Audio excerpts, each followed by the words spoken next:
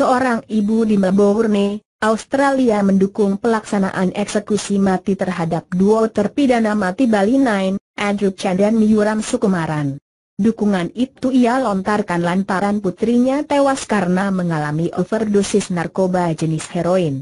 Beverly Neal, nama wanita itu, berdoa agar gembong narkoba Bali 9 tersebut jadi dieksekusi mati. Dia juga berharap warga Australia lainnya saudara bahwa mereka bersalah.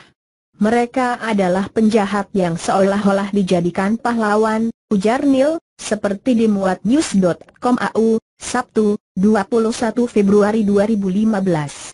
Siapa yang tahu, ada berapa banyak nyawa yang akan terenggut jika mereka, gembong narkoba Bali 9, tidak tertangkap di Bali, imbuh dia. Neil juga mengaku masih belum bisa melupakan sosok anaknya, Jennifer Neil, yang tewas overdosis pada usia yang masih belia, yakni 17 tahun. Bayang-bayang anaknya masih membekas di pikirannya. Putriku anak yang cerdas dan cantik. Dia baru masuk kuliah jurusan bisnis, kala itu. Saat tewas, itu adalah overdosis yang keempat kalinya. Selain itu, Neil juga memberi nasihat kepada orang tua Andrew Chan dan Miyuram Sukumaran untuk merelakan kepergian anaknya. Sebab bagi dia, orang tua kedua gembong narkoba itu masih lebih beruntung daripada dirinya. Mereka masih bisa mengucapkan ucapan selamat tinggal, sedangkan aku tidak, tandas Neil.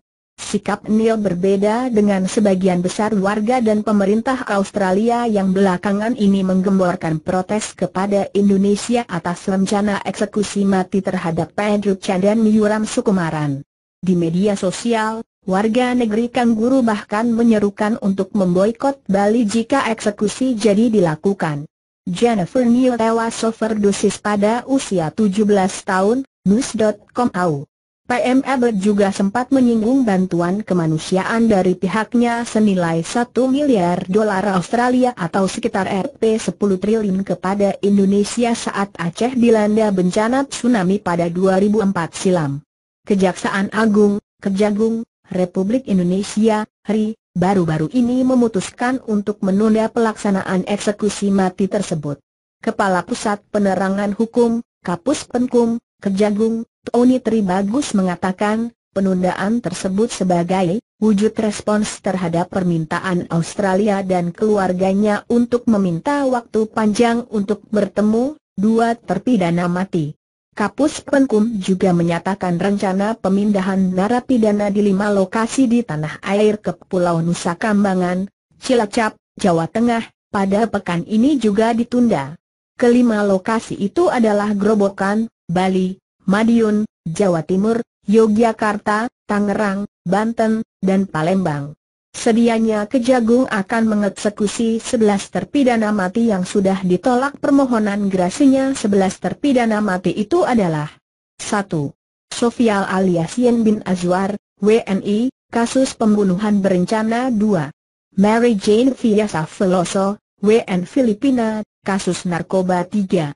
Miyuram Sukumaran alias Mark, WN Australia, kasus narkoba. 4. Harun bin Aziz, WNI, kasus pembunuhan berencana. 5.